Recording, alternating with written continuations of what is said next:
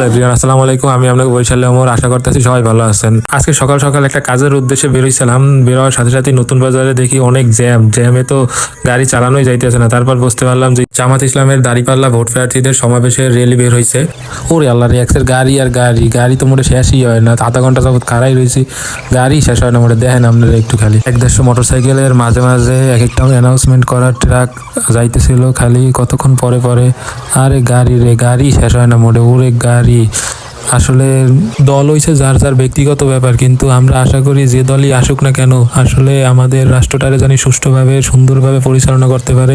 তো সবাই দোয়া করবেন যাতে যে দলই আসুক রাষ্ট্রটারে সুন্দরভাবে পরিচালনা করতে পারে। ভাই ছোট মানুষ, অত রাজনীতির মধ্যে নাই। তো আজকের ভিডিওটা এই পর্যন্ত। যদি ভিডিওটা ভালো লাগে তাই একটা লাইক করে দিয়ে। আল্লাহ হাফেজ, আসসালামু আলাইকুম।